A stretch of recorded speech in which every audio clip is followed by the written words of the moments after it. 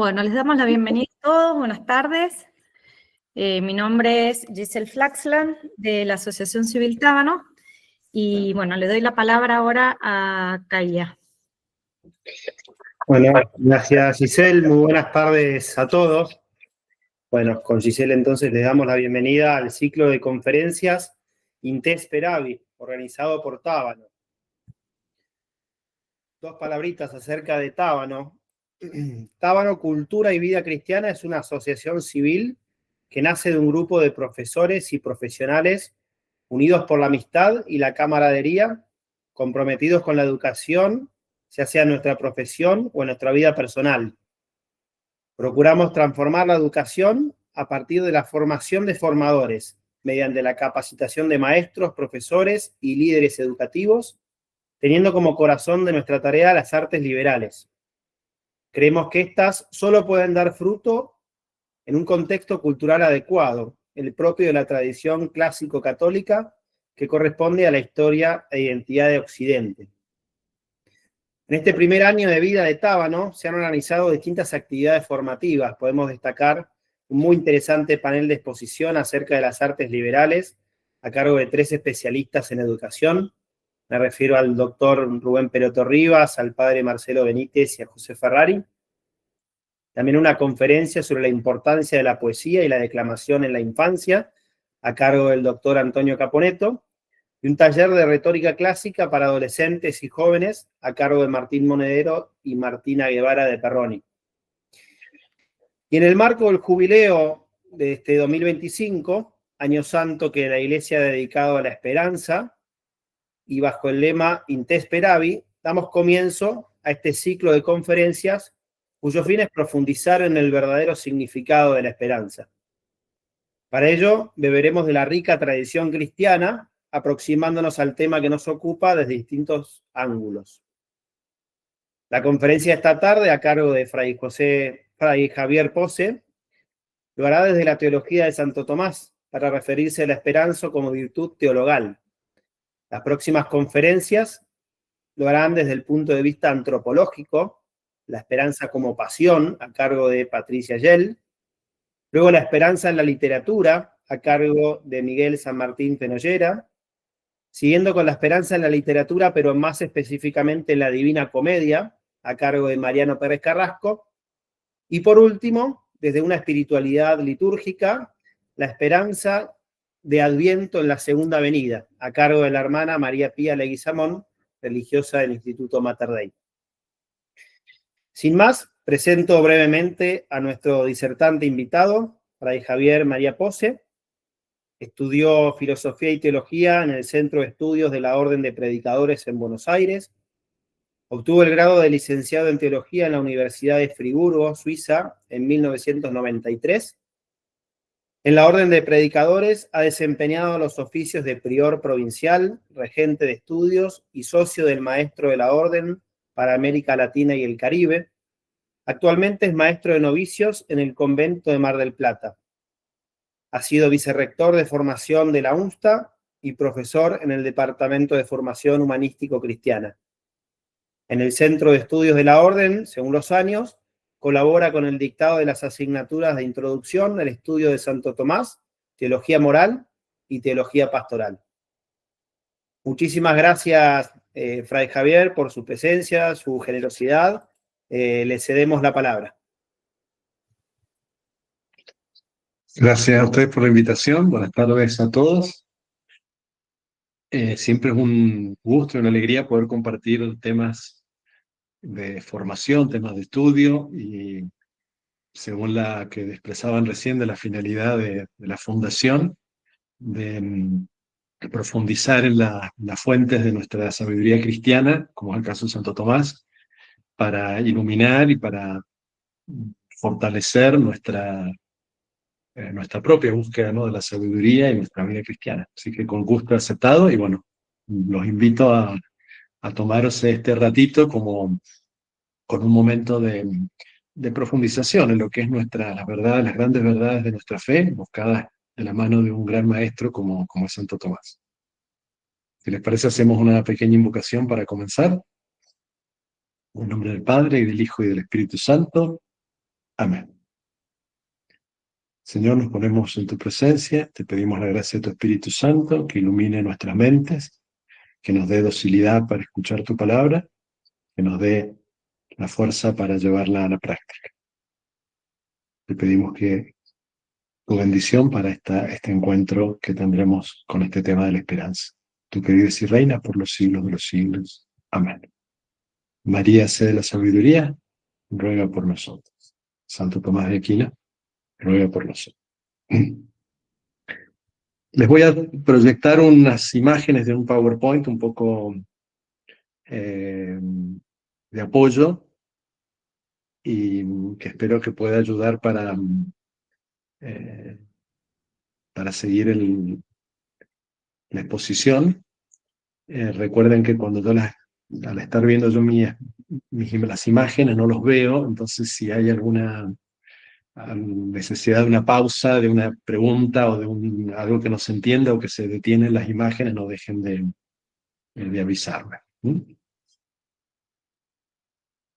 Comenzamos nuestro tema que, como lo expresaban también en la presentación, tiene que ver con el año del jubileo, que nos ha puesto con toda la Iglesia en sintonía con este tema de la esperanza. La esperanza, podemos decir que en este contexto cultural que vivimos, me da la impresión de que después de lo que ya sabemos que es un lugar común, casi no la crisis de proyectos tal vez demasiado imanentistas o demasiado terrenos, hemos pasado a una época en la que más bien impera la desilusión y la falta de proyectos y de esperanza en general. Y en ese marco, descubrir el verdadero sentido de la virtud teologal y su enraizamiento en la vida moral, me parece que nos es una gran urgencia para nuestra vida cristiana hoy y para el testimonio que la Iglesia tiene que dar en nuestro mundo, en nuestra cultura de hoy. Por supuesto, no podemos abarcar todo. Santo Tomás es un gran maestro y su enseñanza abarca todos los ámbitos de la vida de la teología y, por supuesto, de una manera muy especial, las virtudes teologales y la virtud de la esperanza. Pero quisiera simplemente evocar algunos rasgos que nos permiten como descubrir dónde estamos parados, ¿no? Recordemos que toda la moral teológica de Santo Tomás está orientada, iluminada por el Tratado de la Bienaventuranza. Vamos a ver un poquito sobre eso porque es decisivo para la comprensión de la esperanza. Es decir, la llamada gratuita de Dios a entrar en comunión con Él, a compartir su vida, a participar de su felicidad.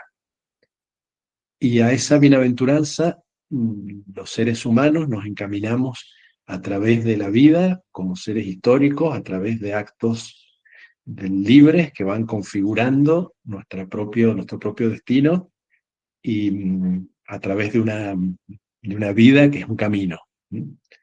Ese tema del camino también es un tema muy presente en la organización de la Suma Teológica, ¿no? El hombre que es un hombre in vía, Cristo que es vía, que es camino. Y ese camino se realiza a través de actos humanos que configuran nuestra vida. Nosotros tenemos esa gracia, por ser imagen de Dios, de poder ser como artífices de nuestra propia historia. Santo Tomás ubica directamente, ¿no?, la razón de imagen en esa capacidad que tiene el hombre a semejanza que Dios y es capaz de hacer sus obras en libertad. También el ser humano, por su libre arbitrio, es capaz de forjar su propio destino. Pero esa humanidad no es simplemente razón y inteligencia y voluntad, sino una humanidad encarnada. Una humanidad que vive en un cuerpo, que vive en una dimensión marcada por la temporalidad, la corporalidad y por lo tanto la sensibilidad, la afectividad, y todo el mundo que en el vocabulario medieval se llaman las pasiones, pero que no tiene el cariz peyorativo que a veces le damos nosotros en el vocabulario moderno. Digamos, toda la vida afectiva. Nos encaminamos a nuestro destino, a la llamada a la que Dios nos hace, con toda nuestra humanidad. Y esto va configurando hábitos, ¿no? Es una noción clave, para los que han estudiado un poquito o lo saben, en la moral de Santo Tomás, la noción de hábitos, tomada de Aristóteles también, que permite como estructurar esos actos humanos que no son entonces uno detrás del otro, sin jerarquía, sin estructura, sino que van configurando una historia, una unidad narrativa, podemos decir, en un vocabulario más contemporáneo, con una trama en la que hay fines más últimos que estructuran finalidades intermedias y que nos van posibilitando organizar nuestro obrar. Y en esos hábitos, por supuesto, tienen un lugar fundamental las virtudes, que son esos hábitos buenos que nos estabilizan en la búsqueda del bien, pero también lamentablemente podemos estar marcados por hábitos malos, que son los vicios, que son fruto de nuestras malas elecciones, de nuestros pecados. Pero pensemos también que hay toda una serie de, no sé si hábitos con toda la fuerza de la palabra, pero disposiciones mejores o peores, positivas o negativas, que nos vienen no solamente de nuestra naturaleza personal o también de nuestra naturaleza común, digamos, pero también de nuestra educación, de nuestra cultura. Cuántos elementos esta noción de hábito, que es muy analógica, permite al pensamiento moral de Santo Tomás incluir toda una serie de elementos de la historia, de la cultura, de nuestra realidad humana, con su interioridad, es decir, con el impacto que tienen para la persona que busca el bien, que busca la felicidad, que se organiza en función de la llamada de Dios. Recordemos que también, no lo dije suficientemente tal vez con claridad, pero estamos hablando de una moral teológica, es una moral en un marco de la fe, de la revelación. Y es por eso que en esa estructura, en ese camino, en esa marcha hacia la bienaventuranza, ocupa un lugar fundamental la ley.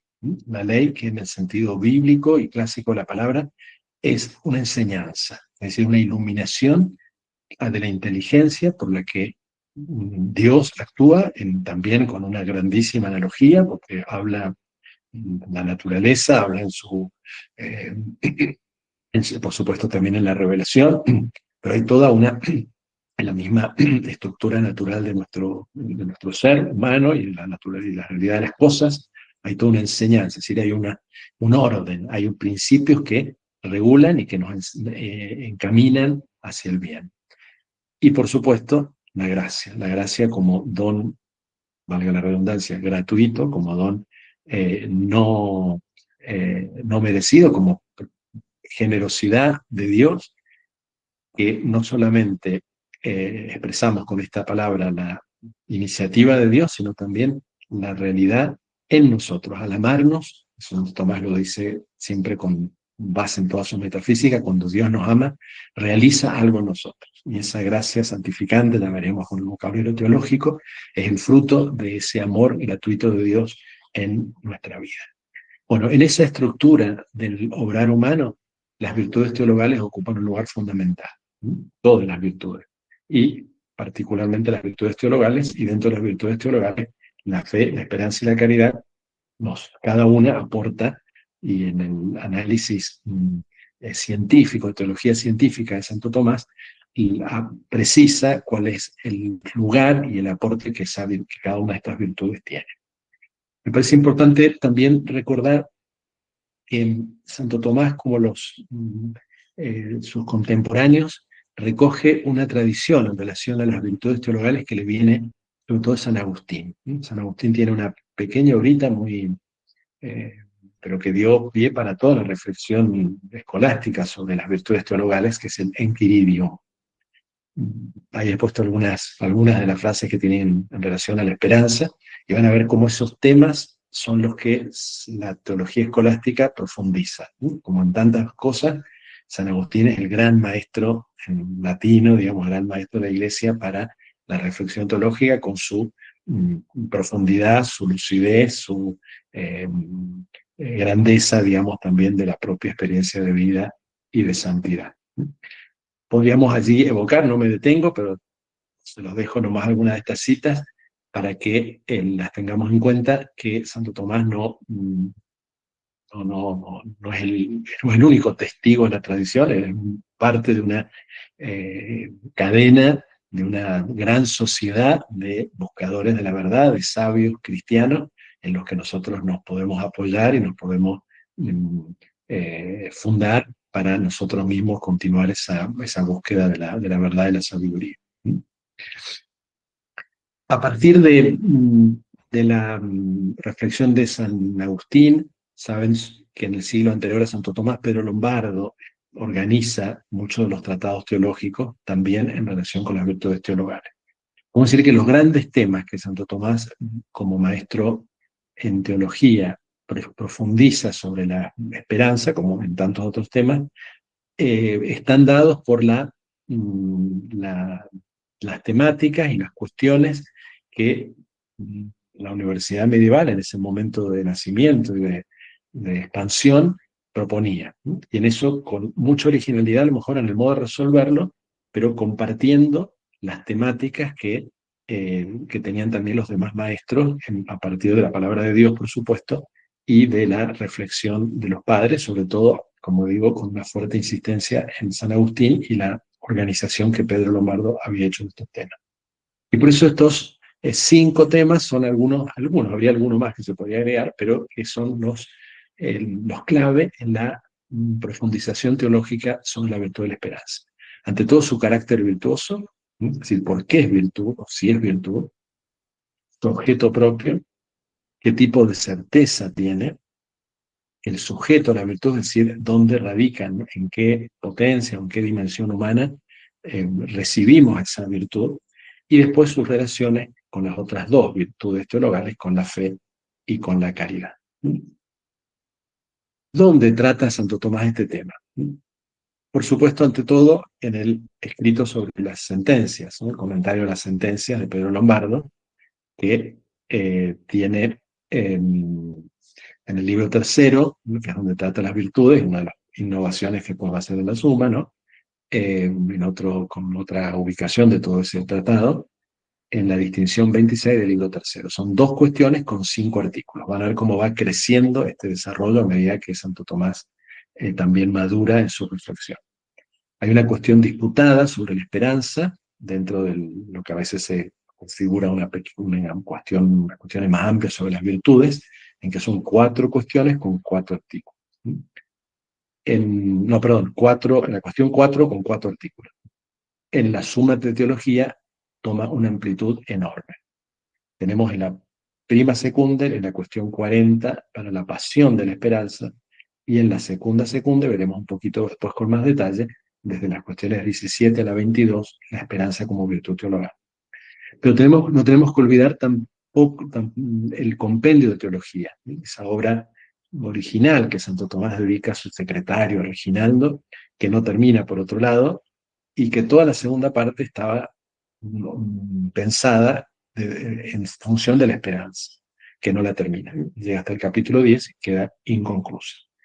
Pero no podemos olvidar, yo he querido tenerlos en cuenta, aunque sea tangencialmente, a los comentarios bíblicos, porque es allí donde la enseñanza de Santo Tomás se muestra con la más profundidad y también con un mayor impacto en nuestra vida cristiana. Muchas veces la lectura inmediata de un solo artículo fuera de su contexto de las obras sistemáticas nos pueden hacer perder de vista el marco teologal, no solamente teológico, sino teologal de la enseñanza de Santo Tomás. Cuando él profundiza el estudio de las virtudes, lo hace con ese rigor científico que muchos de sus estudiosos señalan, pero también con una delicada analogía y una cuidadosa conciencia de los límites también de nuestra inteligencia para acercarnos al misterio. Y entonces todas esas distinciones, esas precisiones, que muchas de ellas ahora vamos a entrar, las tenemos que después reintegrar en la vida cristiana y en la armonía y en la belleza del misterio de nuestra fe. Y eso Santo Tomás lo hace con mucha más claridad en sus obras bíblicas, que recordemos que son sus obras cumbres como maestro de Sagrada Teología. Y allí, sobre todo en el comentario a las epístolas de San Pablo o en el Evangelio de San Juan, donde encontramos las enseñanzas más profundamente teológicas y personales de nuestro ser. Bueno, en la suma de teología, que es en este punto donde tenemos los mayores desarrollos, tenemos, como dije recién, en la cuestión 40 de la prima secunde, la pasión de la esperanza, y después propiamente en la esperanza como virtud teologal, en un esquema muy semejante al que usa con las otras virtudes, pero siempre con algún detalle.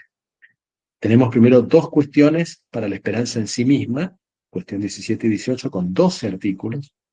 Después una cuestión 19 sobre el don de temor, que es el don que Santo Tomás va a poner en relación, el don del Espíritu Santo, que va a poner en relación con la esperanza, que consta también de 12 artículos, una cuestión muy larga. Después, dos cuestiones sobre los pecados contrarios a la esperanza, que son la desesperanza y la presunción, con 4 artículos cada una. Y después los preceptos que la conciernen en la cuestión 22. Aunque no es el tema nuestro hoy, la profesora Patricia Schell lo va a desarrollar con mucha mayor profundidad y amplitud el próximo encuentro, no puedo no mencionar algunas observaciones que Santo Tomás hace sobre la pasión de la esperanza, porque es allí donde, a partir de allí, donde vamos a poder ahondar y comprender lo que él expresa sobre la virtud teologal. Recordemos lo que ya dije sobre la afectividad. La vida humana es no solamente inteligencia y voluntad, sino también sentimiento, digamos, vocabulario más moderno, pero digamos afectividad, es decir, sensibilidad. Y la esperanza es propiamente un movimiento de esa sensibilidad en su dimensión irascible. Es decir, no en su dimensión más fácil, que serían concupiscibles, los que nos hace directamente tender al bien, sino cuando hay un bien que tiene una cierta dificultad. Entonces, en el caso de la esperanza es un bien ausente, algo que no lo tenemos, pero que no solamente lo deseamos, que sería una pasión propia del concupiscible, sino lo esperamos, porque es futuro y tiene una cierta dificultad. Implica entonces una cierta tensión. La esperanza siempre habla de una cierta distancia entre nosotros y ese bien que anhelamos. Pero por otro lado, es un bien posible de alcanzar, porque si no, sería la desesperanza, ¿no? Pero también ya a nivel de la pasión, Santo Tomás aclara, ¿no? Sea por las propias fuerzas o con la ayuda de otro. Pero lo que es importante recordar es cómo el esperar, ¿no? Con toda la familia de verbos que podemos usar nosotros en un lenguaje más gráfico, más expresivo, es una de las actitudes más simples y primarias del ser viviente. Los seres vivientes sensibles esperamos, anhelamos, imaginamos el futuro y tendemos hacia él, y eso es causa de movimientos, de dinamismo, de acciones, y es como si un elemento clave en la vida afectiva humana. Y esto es muy importante porque también, observa Santo Tomás, a nivel simplemente natural, no es una virtud. No es una virtud, porque para ser una virtud, es decir, para que esta atención hacia el futuro se integre en una actitud buena y que sea digna entonces de la vida humana, no basta simplemente esperar cosas buenas, sino que tienen que tener una rectitud, tienen que tener una bondad. Y esto no lo podemos desarrollar todo ahora, pero Santo Tomás sobre todo lo pone como objeto de la virtud de la magnanimidad, una virtud muy profundamente aristotélica, pero que él le da una recreación cristiana, es una de las, tal vez, de los puntos de cierta genialidad de Santo Tomás en su teología moral, cómo presenta la virtud de la magnanimidad y justamente cómo la relaciona con la humildad, lo cual era absolutamente impensado, por supuesto, para Aristóteles o los filósofos antiguos. Y también interesante señalar a nivel de la afectividad, de la sensibilidad, cómo el amor puede ser a la vez causa y efecto de la esperanza. Eso lo vamos a ver después un poquito cuando veamos la relación con la caridad. Pero a lo que me quiero detener sobre todo aquí es la importancia del dinamismo, de la tensión hacia el futuro, hacia el bien difícil, que es parte de la estructura, podemos decir, de la humanidad. Nosotros tendemos a bienes que son, aún desde el punto de vista humano, que son difíciles, que son arduos. Es inherente a nuestra a nuestra vida humana. Y por eso Santo Tomás también va a decirnos como ese irascible está más cercano a la inteligencia de alguna manera, porque capta esa distancia que puede haber entre el bien al que nos sentimos atraídos, que nos sentimos llamados, y nuestra realidad actual. Ahora, en ese marco, con ese marco, podemos decir, antropológico, Santo Tomás precisa en qué sentido puede ser la esperanza una virtud teológica, en qué condiciones, en qué marco ese esperar puede ser propiamente virtuoso, es decir, puede ser una acción buena que hace bueno al que lo practica. Fíjense que son elementos muy precisos, digamos, en la organización de la teología moral. ¿En qué sentido es bueno esperar? ¿Cuándo es bueno esperar? Bueno, y Santo Tomás va a decir, siguiendo en eso toda la tradición también cristiana, ¿no? Por supuesto, que en cuanto que alcanza a Dios y esperamos cosas buenas fundados en su auxilio. Es decir, que cuando nosotros esperamos teologalmente, esperamos no solamente a Dios, sino que Dios mismo, por el poder de Dios, por su amor, por su misericordia, por su poder, por su acto propio, alcanzamos la regla trascendente y última del obrar. Es decir, que cuando la voluntad tiende a Dios, cuando nosotros esperamos en Dios, confiamos en Dios, cuando ponemos nuestro objeto de esperanza en Él y en los bienes que Él nos promete, nos hacemos buenos a nosotros mismos y alcanzamos lo que es lo que en moral llamamos la regla del obrar, es decir, la bondad que es el mismo Dios, que es la regla por excelencia. Y a la vez una firmeza en el bien. Eso lo vamos a ir un poquito circularmente volviendo. Pero me parece importante expresarlo porque es el primer punto que Santo Tomás quiere fundamentar cuando habla de la esperanza como virtud. ¿Y por qué esto es importante? En un marco filosófico, en un marco, vamos a decir, humano, esperar no siempre es virtuoso. Y eso lo sabemos todos por experiencia humana también. La esperanza puede ser fuente de ilusión, puede ser fuente por lo tanto, de desilusión y de sufrimiento. Y es allí donde está este diálogo tal vez con la filosofía, tanto antigua como contemporánea, puede servirnos, no nos podemos detener ahora, pero sí nos puede ayudar. Los antiguos, no pensemos los estoicos, ¿no? Despreciaban toda la esperanza, o sea, era parte de lo que había que superar, no había que conmoverse o tener una sensibilidad ante esas cosas buenas porque era fuente de sufrimiento, perdíamos la razón, el orden. En la cultura contemporánea se dan también movimientos con cierto parentesco con eso, es decir, más vale no esperar, a veces en relación con algunas subproductos de algunos pensamientos orientales, pero que es mejor no esperar, no tener ilusión, vivir más bien el hoy y simplemente en el presente. Que por otro lado puede tener algunos elementos importantes también en el pensamiento de la tradición cristiana, pero cuando priva al obrar de todo futuro, de todo horizonte de esperanza, lo termina empobreciendo y por supuesto quitándole su horizonte cristiano ciertamente. Pero cuando Santo Tomás habla del carácter virtuoso de la esperanza, entonces lo funda en que esperamos a Dios y esperamos de Dios. Es decir, y cómo se ordenan esas dos partes de la afirmación es lo que tenemos que intentar precisar un poquito más. Nosotros esperamos de Dios, pero no podemos esperar algo menos que Él. Por eso el objeto propio y principal de la esperanza teologal es la bienaventuranza eterna, así es la comunión en el conocimiento íntimo y gozoso de Dios. La llamada que Él nos hace, que hace a la humanidad, a sus hijos, ¿no? A entrar en comunión con Él. Podemos relacionarlo esto con el tema también de la filiación. Es interesante, Santo Tomás lo hace en algunos puntos de algunas cuestiones de la Suma, cómo se relaciona la estructura, la llamada a la bienaventuranza con la caridad y con la filiación, pero no nos podemos detener ahora. Pero me insisto solamente en eso. Esperamos a Dios de Dios. Y ese es el objeto de la esperanza. Esperamos algo en cuanto asequible gracias a la ayuda divina. Nuestra esperanza llega hasta Dios mismo, en cuya ayuda nos apoyamos. Por eso resulta evidente que la esperanza es virtud, porque hace bueno el acto del hombre y se ajusta a la regla de paz.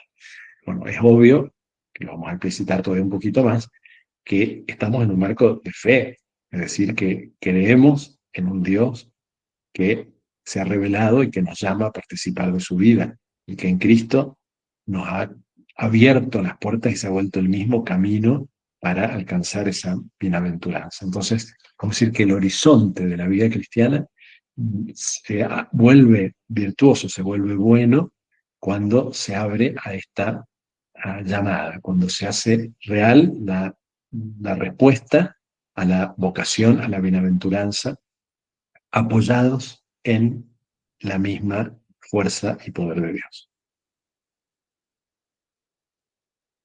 Todavía podemos agregar un poquito más.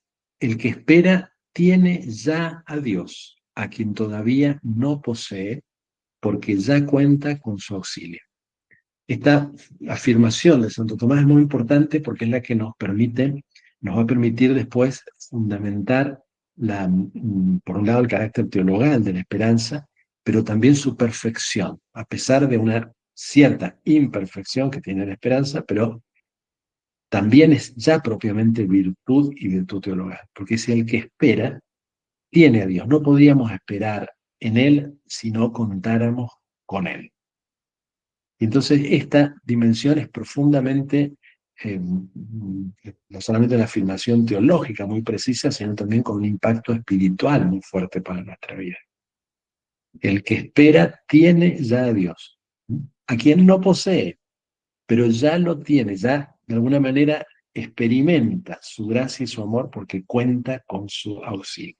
Bueno, esto es clave para comprender la dimensión teologal, teológica de la virtud teologal de la esperanza, y obviamente para mostrar, vamos a ver ahora cómo se relaciona, pero también cómo se distingue de todas las otras esperanzas o ilusiones humanas, aún buenas y aún legítimas y necesarias en algún caso. Para eso Santo Tomás todavía hace una precisión que la tomo, fíjense, del Tratado de la Esperanza como pasión, en la cuestión 40, ¿no?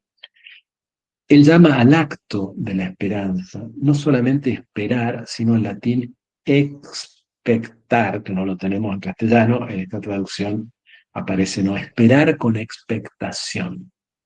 Pues dice, lo que uno espera conseguir por su propio poder, no se dice aguardarlo expectante, uno lo espera. Pero propiamente hablando, se dice expectare, esperar con expectación, lo que se espera por el auxilio ajeno. De modo que se dice expectare como implicando el fijar la mirada en el otro. Es decir, en cuanto a que la potencia aprehensiva yendo adelante no solo mira al bien que intenta conseguir, sino también a aquel o aquello por cuyo poder espera conseguirlo. Por esto es fundamental para comprender entonces la dinámica de la virtud teologal. Nosotros no esperamos simplemente un bien, una felicidad, sino que miramos a aquel a quien nos la da, quien nos llama a entrar en comunión con él. Y esa es la dimensión propiamente teologal de la virtud de la esperanza, y que entonces nos da toda su belleza, su profundidad y toda su exigencia también. No es solamente entonces una atención hacia un bien, como decir, anónimo o impersonal, sino que implica esa mirada en aquel que nos llama, en aquel que nos da los medios y nos invita y nos abre el misterio de su amistad y de la comunión con él. No sé si voy muy rápido, ¿me están siguiendo? Espero que no estar complicando con demasiadas nociones un poquito escolásticas, pero bueno, creo que si las entendemos bien no son tan difíciles y están al alcance con un poquito de cuidado de cualquiera que preste atención en los términos. Pero por supuesto, si hay alguna dificultad o alguna pregunta, no dejen de mencionármela. Pero bueno, algunas precisiones, tal vez esto un poquito más técnico, pero que pueden ser interesantes. Santo Tomás en este punto evoluciona con respecto tanto a sus primeras obras como con respecto a San Buenaventura. Y hay también toda una profundización antropológica y moral que la sostiene. El acto de la esperanza es bueno y perfecto en cuanto se apoya en la ayuda divina, aunque mantenga una cierta imperfección en cuanto que no alcanza todavía a Dios en cuanto a vida futura. Obvio, si yo espero es porque todavía no lo tengo, todavía no he alcanzado la bienaventuranza. La esperanza, va a decir Pablo después, ¿no? Bueno, queda solo la caridad en la vida eterna. O sea, mientras caminamos, mientras somos peregrinos, tenemos fe y esperanza. Entonces, tanto la fe como la esperanza tienen una dimensión de imperfección. Pero es una imperfección en cuanto en el todavía no, pero ya tienen la sustancia de la realidad, tanto la fe como la esperanza. Entonces la esperanza la tiene en cuanto que nos apoyamos en la ayuda divina que nos llama. Es aquel que nos hace capaces de conseguir eso que deseamos en lo más profundo del corazón. Es decir, que la virtud de la esperanza es teologal y es virtud no porque yo desee algo grande, no porque yo desee algo pleno, ni siquiera porque deseo a Dios, sino porque Dios, por su gracia, por su amor, por su poder, me lo quiere dar. Yo confío en Él. Por eso, cómo se articulan en la esperanza esa bienaventuranza que juega siempre un papel fundamental como causa final, pero coordinada con el apoyo en el auxilio divino, que Santo Tomás lo interpreta en su vocabulario, en su metafísica aristotélica, como causa eficiente. Es decir, cómo se articulan esas dos causalidades en el acto moral es muy luminoso, y en eso, como digo, hay una cierta evolución, vamos a verlo en este siguiente, porque en algunas obras anteriores él más bien lo hacía con analogía con las potencias cognoscitivas, distinguiendo un objeto formal y un objeto material. En la suma, tal vez con una mayor precisión, anotan los moralistas con buena metafísica, digamos, distingue más bien siguiendo lo que es más propio de las potencias afectivas, sobre todo el predominio de la causa final y cómo se articula con la causa eficiente. Pero tenemos que volver un poquito a nuestra realidad humana. Bueno, ¿qué significa esperar a Dios de Dios? Y todo el resto, todas las cosas que a mí me ocupan, me motivan, me hacen también a veces temer, me hacen esperar, ilusionarme y desilusionarme, son objeto también de la esperanza, son abrazados, integrados con la esperanza. ¿Qué nos dice Santo Tomás? Bueno, ante todo nos va a decir que ciertamente todo lo que está incluido en la misma bienaventuranza es también deseado y es objeto de la esperanza, ¿no? La glorificación del cuerpo, pero dice también la sociedad con los amigos, con las personas que hemos querido, si encontrarnos con los santos y con las personas que han sido nuestros amigos, compañeros, personas queridas y valoradas en la vida, es también un objeto de nuestra esperanza. Y también en ese sentido la bienaventuranza de los demás. Acá hay un tema con San Agustín que hay una pequeña discusión, pero no voy a entrar, si podemos esperar para otro. Pero en algún sentido sí podemos esperar en cuanto que está vinculado conmigo. Pero también, y esto es lo que me parece que es muy importante de comprender bien, nosotros al tender a la plenitud de nuestra vida que la encontramos en Dios, queremos también todos los medios que nos conducen a Él y que pueden ser también objeto de esperanza, tanto los bienes espirituales como los materiales, en la medida en que nos ayudan a conseguir la bienaventuranza. Es decir, en cuanto que la esperanza teologal toma la primacía y toma el horizonte último, asume todas las cosas buenas que nos ordenan. Fíjense, esto es muy importante en una concepción realista de la vida cristiana. Si yo dijera, espero solo en Dios, está bien, por supuesto, y es fundamental, pero desentendiéndome de los medios que conducen a Él, puede ser, en el fondo, una virtud raquítica o hasta una ilusión de virtud. Vamos a verlo después, una cierta presunción. Es decir, no aceptar el camino concreto con el que Dios nos llama a esa bienaventuranza. Dios no nos llama como a los ángeles, nos llama como seres humanos. Es decir, con una historia, con una en circunstancias concretas históricas y en una vocación particular, en una familia, en una consagración particular, en un ámbito de vida, de trabajo, de familia, etc. Es decir, que en todas esas circunstancias, de alguna manera iluminadas por nuestro destino último final, son también parte de nuestra esperanza cristiana. Esto me parece que es muy luminoso y a la vez muy exigente, porque por supuesto exige una purificación.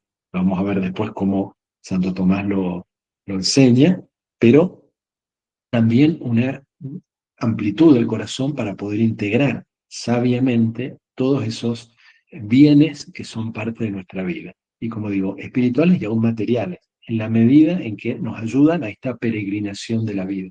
En la peregrinación de la vida necesitamos tantas cosas, ¿no? La salud, no sé, supeditada al bien definitivo. En cuanto que no, vamos a ver cómo también Santo Tomás lo va a explicar. ¿Mm? Entonces, la esperanza no solamente hace tender hacia Dios, sino por la ayuda del mismo Dios permite evitar el mal y conseguir el bien. Por tanto, quien quiera, espere en Dios de él, confía recibir cualquier bien y evitar todos los males. Esta es una frase comentada en la sentencia, pero que es muy luminosa para expresar todo lo que abarca la vida cristiana, la esperanza cristiana. No de cualquier modo, por supuesto. Yo no espero, no sé, ganar la lotería como mi principal objetivo en mi vida. Si busco puedo esperar sanamente, de acuerdo con mi vocación, tener los bienes materiales necesarios para vivir virtuosamente y encaminarme a mi vida, en cuanto me ayuden a conseguir la felicidad eterna y la comunión con Dios. En cuanto me hacen equivocar el camino, en cuanto acaparan mi atención y me hacen desviar del camino, o se vuelven un obstáculo o un fin en sí mismo, por supuesto, dejan de ser un bien. Y evitar todo lo que se opone a eso.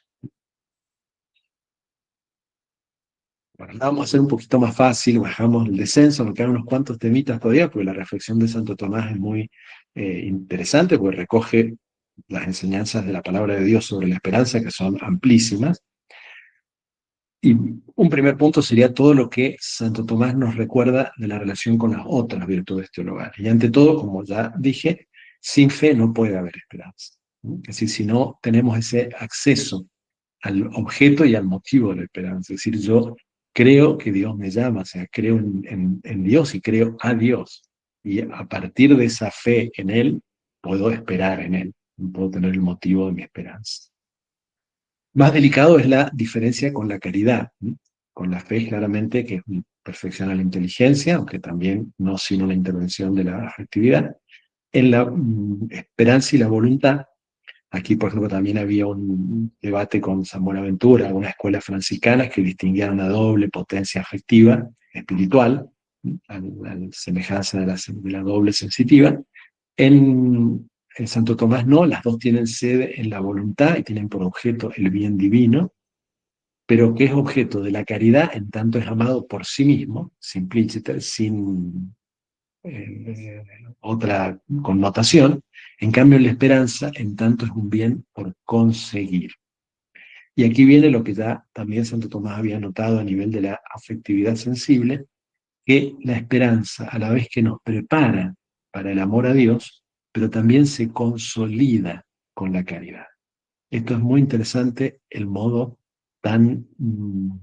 con tanta penetración psicológica y espiritual que Santo Tomás habla de la esperanza. Lo vamos a volver un ratito en un texto. Aquí está, perdón, me la puse después. Cuando aparece la caridad se hace más perfecta la esperanza, ya que esperamos más de los amigos. Fíjense qué belleza el pensamiento, que hondo también como reflexión de teología espiritual. Al crecer en la esperanza, al crecer en la caridad, la esperanza se hace más perfecta y se hace más pura, porque en cuanto que de los amigos no esperamos todo. Y eso me parece que es muy significativo. Pero hay también una imperfección de la esperanza, que es también importante precisar y que ha sido objeto en algunos momentos de la historia de la teología de algunos debates. En cuanto que somos viadores, estamos en camino, tendemos a la bienaventuranza y la anhelamos como un bien alcanzado. Pero ese bien alcanzar, y esta es la reflexión con una buena metafísica del amor en Santo Tomás, no implica de por sí ningún tipo de egoísmo o amor desordenado de sí. Es nuestra misma mera condición de criatura. Nosotros como criaturas imperfectas tenemos un dinamismo natural a la perfección. Entonces, la esperanza no es un amor egoísta. Es decir, como la caridad sería no egoísta y la esperanza egoísta. No, la esperanza sí refleja nuestra imperfección, como también nuestra caridad. Nosotros amamos a Dios porque Él nos amó primero.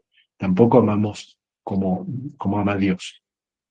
Si no fuera así, si la esperanza fuera egoísta, no podía ser una virtud teologal ni podía ser perfeccionada por la caridad.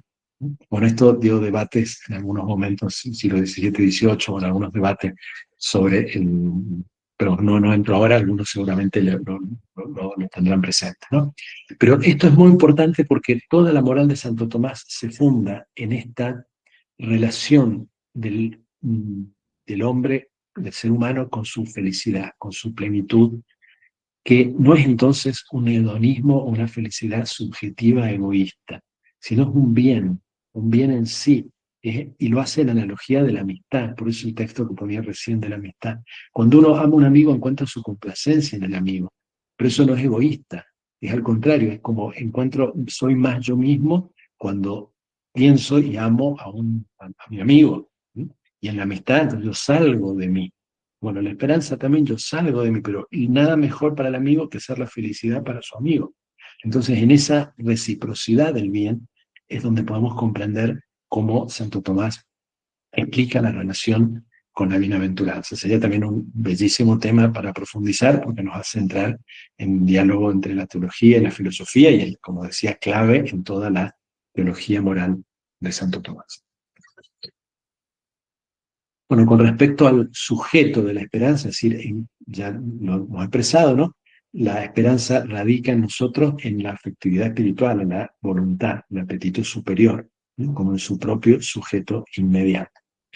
Pero eso implica que nuestra condición humana está en camino, es decir, que estamos en un estado de todavía no, hacia la bienaventuranza eterna, que no es solamente algo que vendrá después, ¿no? Sino que al ser eterna tiene un sentido, vamos a decir, pleno, perfecto, hoy.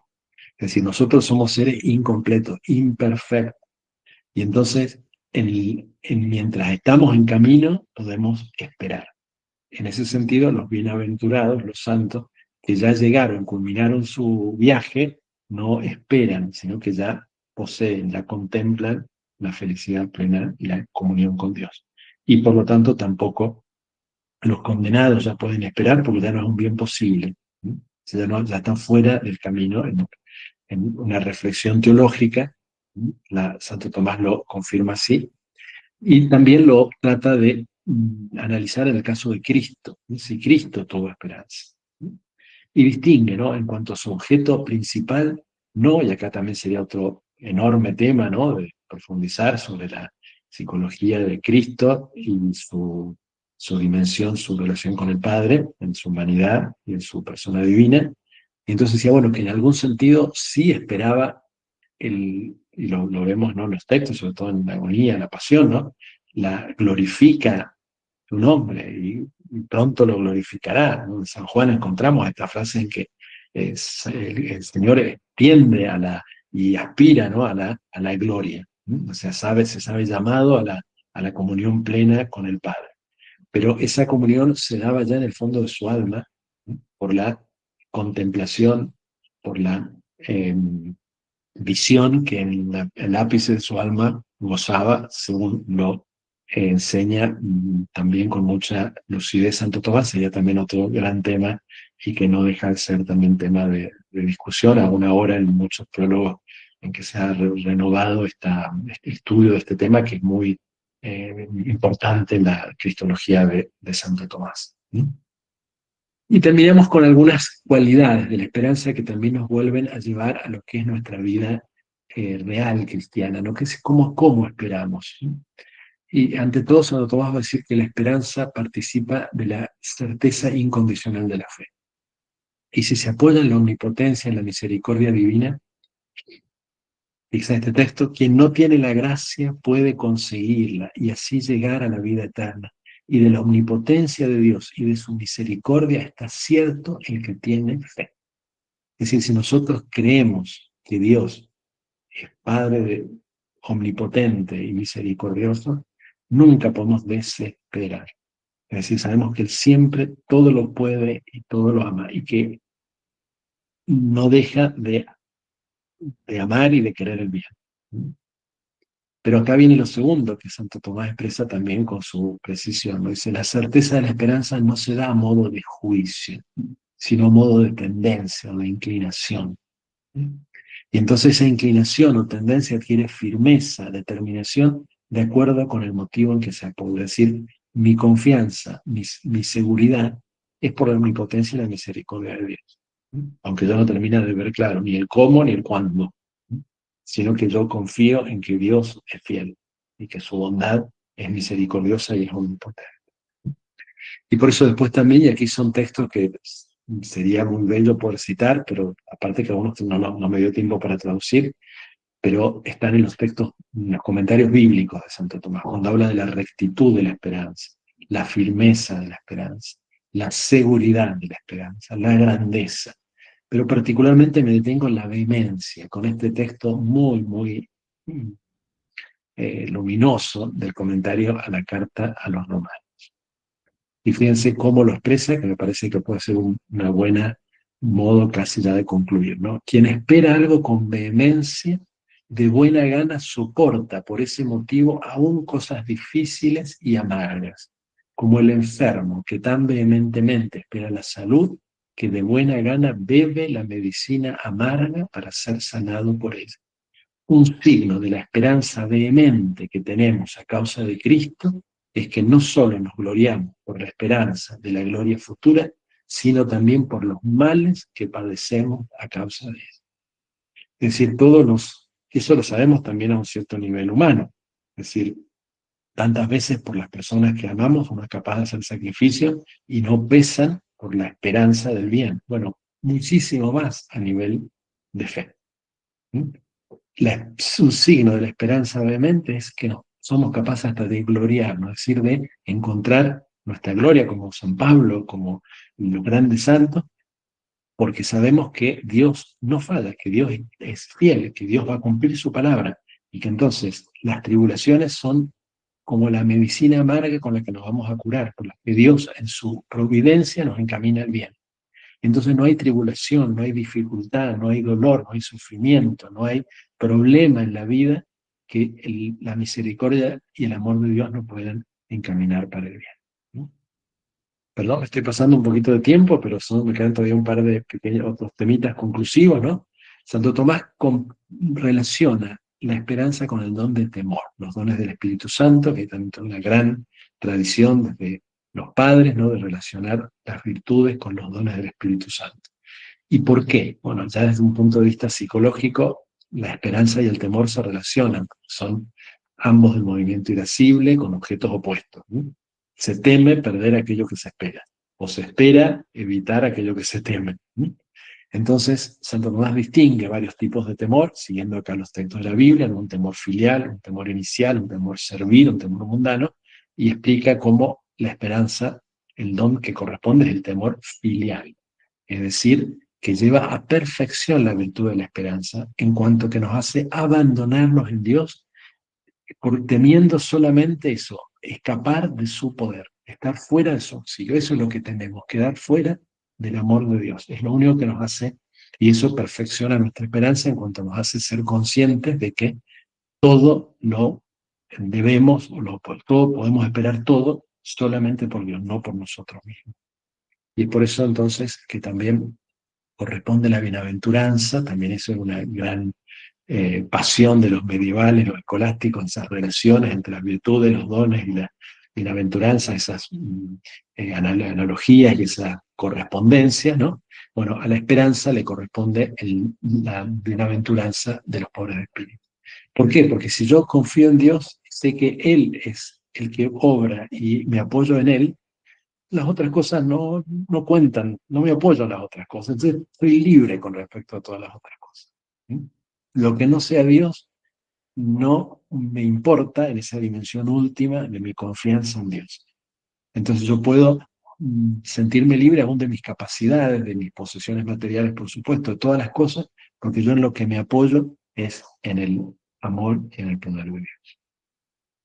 Bueno, no puede faltar también una consideración de lo que se opone a la esperanza, ¿sí? Y que son entonces la desesperación, ¿sí? Que se funda en una apreciación falsa de Dios, y dice también, aunque son más graves, ¿no?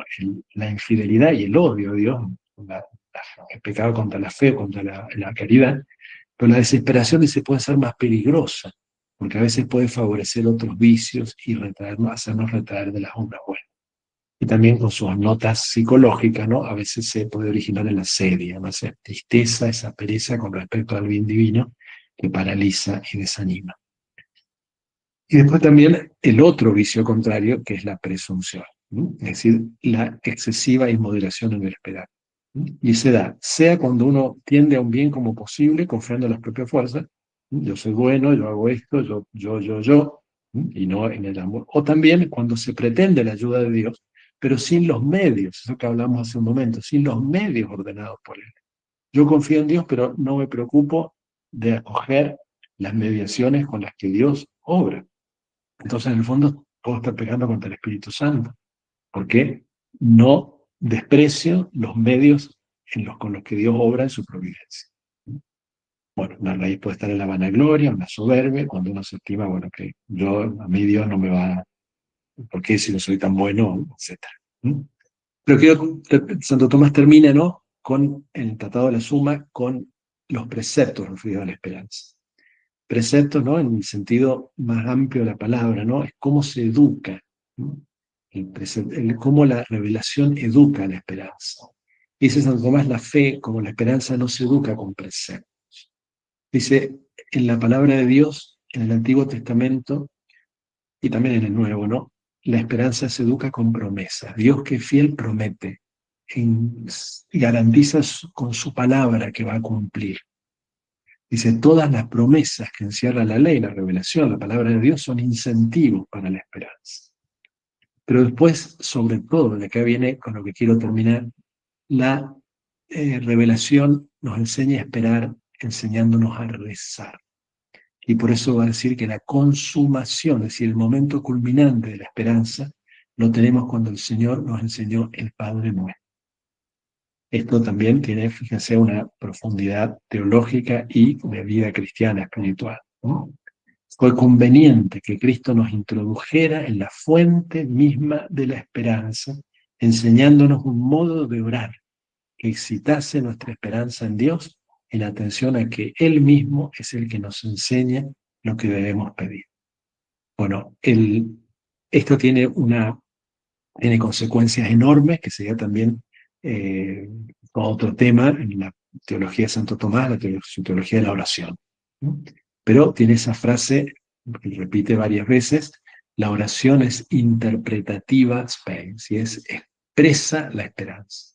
La oración expresa nuestra esperanza. La oración no es decirle a Dios lo que nos hace falta porque Él lo sabe, sino es nuestro modo de sumarnos a esa providencia de Dios con respecto al mundo. No es para cambiar a Dios, sino para cambiar a nosotros y para colaborar con su obra. Entonces, fíjense esto en el compendio de teología: fue oportuno que nuestro Salvador, así como inició y perfeccionó la fe, enseñándonos los misterios sagrados, nos condujera también a una esperanza viva, transmitiéndonos la forma de orar. Al mostrarnos lo que tenemos que pedirle, nos enseña lo que debemos esperar de Él. Bueno, la teología de Santo Tomás culmina en esa teología de la oración, que es entonces de una profundidad y con una fuerza enorme para nuestra vida cristiana también. Bueno, perdón, me extendí un poquito, hasta aquí mi exposición. Si tienen algún comentario o alguna pregunta, por supuesto puedo quedarme un ratito. Ahí Diego veo que levanta la mano. Sí, Fray Javier, ¿cómo le va? Quería una pregunta más existencial, más práctica. Es que vivimos esperando, ¿no? Esperando cosas, ¿no? Un viaje, una fiesta, una reunión importante. Y a veces no esperamos con la misma ilusión el cielo. Por ahí, si Santo Tomás enseña cómo pasar de esa esperanza natural a una esperanza sobrenatural. Me parece que el punto respondería en función de lo que él mismo dice con el Padre Nuestro. Creo que nos educa la oración. Por eso nosotros cada día que decimos Padre Nuestro y el mismo orden que decimos las peticiones, purifican y ordenan nuestra esperanza. Y nos enseñan a integrar todo, porque el Padre Nuestro decimos también el pan de cada día y líbranos del mal, pero también nos enseña a perdonar, nos enseña que tenemos que buscar ante todo el reino de Dios y su justicia. Pero me parece que esa cierta tensión que se da entre el esperar, podemos decir, histórico, coyuntural hoy, y el esperar trascendental, se juega toda nuestra vida, nuestro corazón, nuestra fe. Y me parece que lejos de oponer, tenemos que ser capaces de integrar, y en eso creo que el camino es profundizando, por supuesto, la fe y la escuela de la oración. La escuela de la oración nos ayuda a poner a Dios en primer lugar, pero un Dios que no se desentiende de nosotros, un Dios que no es solamente el Dios de después, el Dios de pasado mañana, sino que es Dios que hoy actúa en el mundo y que hoy realiza su camino de salvación para nosotros.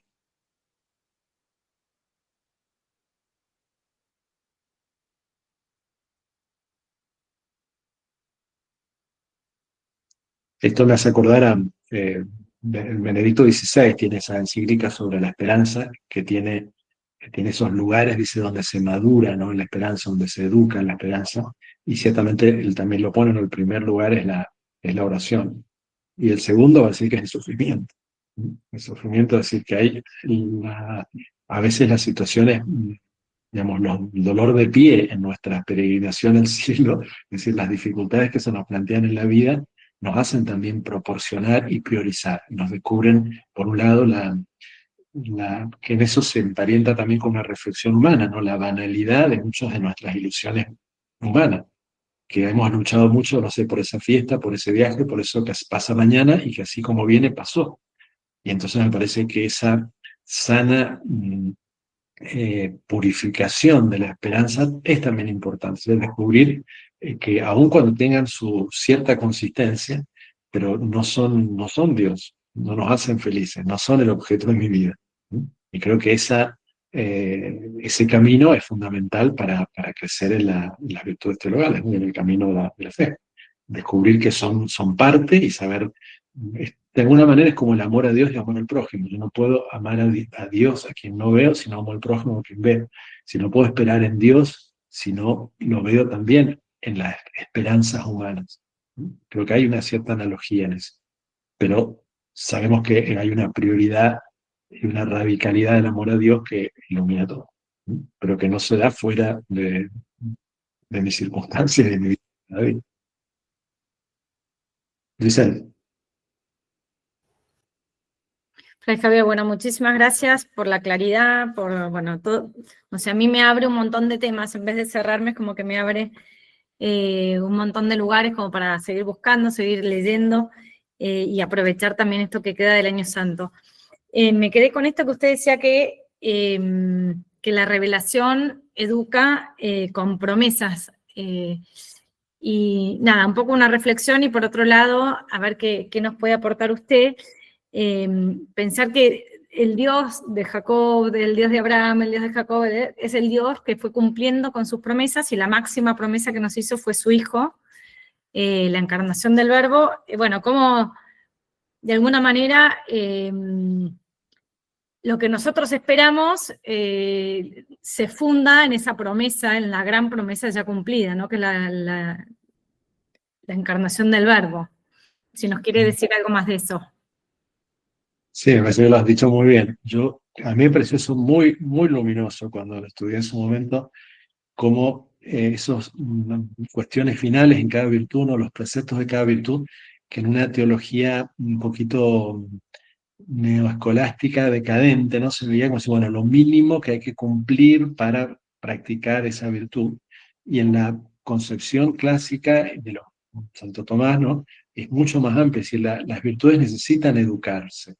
En la revelación Dios nos educa con su palabra, Dios que se compromete y que es fiel, ¿no? Y que no puede desmentirse a sí mismo. Y me parece que eso también nos enseña desde un punto de vista humano también, ¿no? Cómo la esperanza la educamos con el cumplimiento de la palabra, o sea, con una conciencia de eso, de un Dios fiel, de un Dios veraz, y cómo la fidelidad humana es también de alguna manera un camino y un reflejo de esa fidelidad de Dios. Y por eso también cómo la esperanza se funda en la fe, es decir, nosotros por la fe sabemos que Dios cumplió soberanamente su palabra al enviar a su Hijo. Por eso el credo, que confiesa en su momento culminante, ¿no? La encarnación, termina diciendo expecto resurrección mortal y espero la resurrección y la vida del mundo futuro.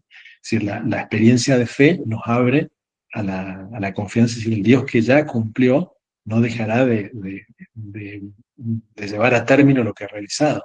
Y eso lo tenemos ya en los salmos, lo tenemos en la misma celebración eucarística. La celebración eucarística está toda ella plasmada en ese ya todavía no. Anunciamos tu muerte, proclamamos tu resurrección, ven Señor Jesús, haciendo memoria de la pasión, de la muerte de Cristo y esperando la venida gloriosa. Me parece que esa está en la memoria más profunda de la confesión de fe. Y por eso es tan importante la historia de la salvación como camino, ¿no? Desde la primera infancia, ¿no? Para aprender a esperar en Dios, ¿no? Un Dios que ha cumplido su palabra, que ha cumplido sus promesas, un Dios que es fiel. Y en base a eso también nosotros podemos prometer, y podemos prometer, no sé, en el matrimonio, podemos prometer en la vida consagrada, porque prometemos, porque creemos en un Dios que primero Él prometió y cumplió. Entonces nuestros propósitos, nuestras promesas débiles, frágiles, imperfectas, llenas de fragilidad, sin embargo, se apoyan sobre todo en la promesa de un Dios que es fiel. Y eso nos cambia a todos.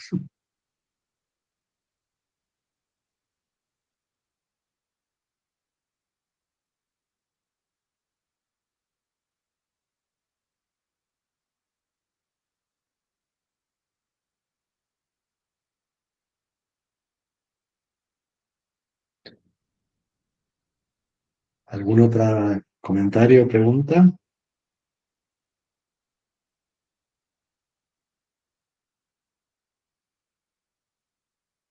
Padre, yo le agrego una cosita. ¿Qué nos puede decir de este año santo, jubilar? No, bueno, no sé, todo año santo es un año de gracia y bueno, pensando en la virtud de la esperanza, a ver qué sería, no sé, lo que Dios nos quiere regalar en este año santo especialmente, ¿no? Como... Lo digo con temor y temblor, pero primero me parece que los años santos que van atravesando nuestras vidas nos encuentran como el cirio pascual, ¿no? Donde ponemos el año también. No hay Pascua igual, ¿no? Y bueno, me parece que el año santo nos recuerda que la gracia de Dios nos toca hoy en mí, hoy. Entonces, me parece que recordar que somos peregrinos, como quiso el Papa ponerlo como lema, no sé, somos peregrinos, estamos en camino. Y eso tomar conciencia de que no hemos llegado, es decir, que reconciliarnos con todo lo que implica de finitud y de carencia y de sufrimiento y de mal en nuestra vida, en la de nuestros prójimos, en las circunstancias en las que vivimos, creo que es el primer paso. Pero después recordar que eso no es todo, que no estamos determinados a eso definitivamente, sino que eso es parte de un paisaje que tiene a veces sus épocas y sus periodos largos de desierto y de soledad y de cuesta arriba, pero que también Dios no deja de mandar sus ángeles en sus caminos para que nos cuiden, nos protejan, y eso es la vida de la iglesia, ¿no? La iglesia somos unos para otros también, esos espacios de peregrinación donde nos ofrecemos alojamiento, ¿no? Asilo, cuidado, hospitalidad para seguir en el camino. Y me parece que el Año Santo nos recuerda eso, ¿no? Que estamos, que en nuestra vida no tenemos que esperar a estar bien para ser peregrinos, sino que estamos, como estamos, caminamos. Y que no lo hacemos solos, que lo hacemos con la iglesia de santos y pecadores, pero que es la iglesia una, santa, católica, en la que caminamos y que encontramos los medios de la salvación y la palabra de Dios que nos guía, ¿no? Me parece que eso también nos hace bien recordar. Jorge.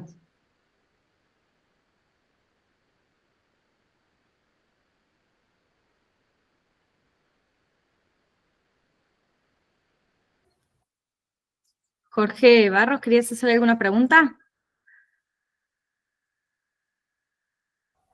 Sí, lo que pasa es que tenía apagado el micrófono y le estaba agradeciendo a Fray Javier con todo mi corazón en silencio porque no se me escuchaba. Javier, quería preguntarte un poco el sentido de esas expresiones que a veces tienen el Evangelio, en este caso en una carta, expresiones así que parecen eh, como signo de contradicción, ¿no? ¿Qué significa? ¿Cuál es el sentido último de la expresión esperar contra toda esperanza? Mm. Me parece que bueno, daría Jorge para otra gran charla, creo. Pero me parece que las expresiones de la Carta a los Hebreos, porque hay expresiones muy fuertes también en Carta a los Romanos, como la esperanza se da en un momento, digamos, en un cierto combate escatológico, digamos, ¿no? Así como se dio en Cristo la, la, la Carta a los Hebreos. Repasaba el otro día, no soy nada especialista en griego, ¿no? Pero cuando Santo Tomás intenta analizar la definición de fe, ¿no? En la Carta a los Hebreos, que es la sustancia de las cosas que se esperan, ¿no? Esa sustancia, esa hipóstasis, para Jorge, gran profesor de metafísica, recuerdo cuando era ayudante del padre Ferro de lejos de hace tiempo, y la Hace mucho. hipomone, ¿no? La hipomone, la perseverancia, la, la paciencia, es decir, que la esperanza se da en una batalla de esperanza, es decir, de paciencia, de soportar, de saber que Dios es más grande que todo lo malo que puede pasar. Y por eso la lección de la pasión del Señor, como gran ejemplo de paciencia, ¿no? Y me parece entonces que contra toda esperanza significa, me parece, digamos, la hipérbole es para eso, para expresar que nuestra esperanza está llamada a estar confrontada aún en los momentos más terribles, y creo que en última instancia para cada uno de nosotros es la muerte, ¿no? Es la impotencia ante la vida, también las dificultades que también las tenemos a nivel de, no sé, del país, del mundo, de cuántas cosas que parecen que no tienen solución y que sin embargo son parte de un proyecto misterioso de Dios que no nos exime, porque ese es el punto, ¿no? No nos exime de decir, bueno, Dios se arregla, entonces yo me elaboro, sino que al contrario, me hace que me genere en mí una paciencia que es lo contrario de pasividad. Es una máxima tensión de compromiso y de perseverancia y de fidelidad y de caridad en todas las dimensiones que implica. Pero sabiendo que los frutos y la victoria vienen de Dios y en su momento y en su tiempo, no necesariamente en nuestro momento de hoy. Y no es fácil, digamos, decirlo es fácil, pero vivirlo no es nada fácil. O sea, cuando nos toca a cada uno, no es fácil, ciertamente. Y por eso la oración de nuevo como expresión Y el líbranos del mal significa eso, en el fondo, líbranos de la desesperación, es decir, del mal que pensar que el mal tiene la última palabra. ¿Sí? Gracias, Javier. Muchas gracias.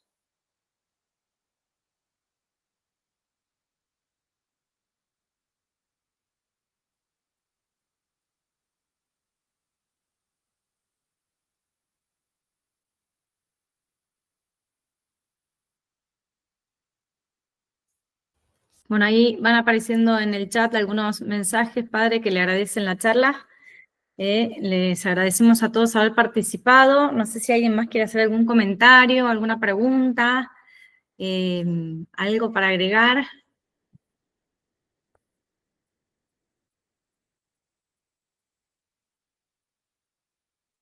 Yo quería hacer una pequeña pregunta. ¿Qué tal, Giselle? ¿Cómo estás? Gracias por la invitación.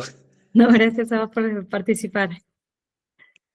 Padre, me puse a pensar en mis hijos cuando usted dijo la esperanza se educa con promesas, y me vino un cargo de conciencia enorme porque a veces les prometo cosas que me olvido y evidentemente estamos hablando en términos de virtud, pero me puse a pensar que también con la pregunta que hicieron sobre cómo pasar de la digamos, esperanza a nivel natural a la teologal, en que es importante también esto. O sea, me pongo a pensar en el ámbito familiar de educar a los hijos en la oración, pero también me pareció bien potente esto de las promesas, ¿no? De repente estoy siendo muy mundano y práctico en el asunto, pero no sé qué me podría comentar. Yo lo relacionaría con lo que decíamos también de la amistad, si no es la promesa interesada, es decir, creo que lo que lleva, como Dios obró, nos hace descubrir que lo que Él promete es nuestro bien, es para nuestro bien.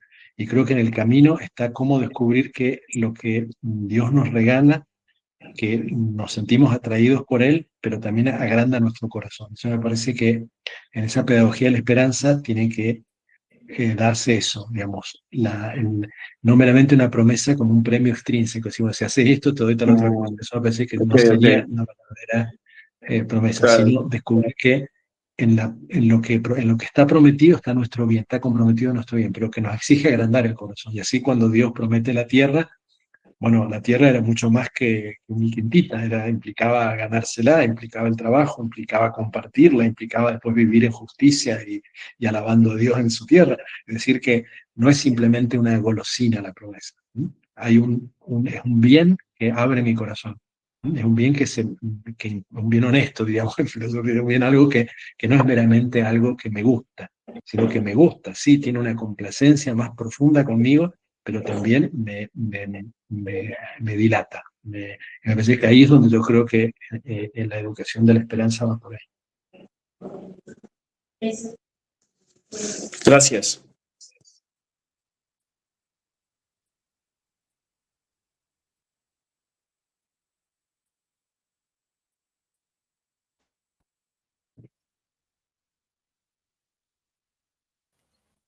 Bueno, hay algunos comentarios.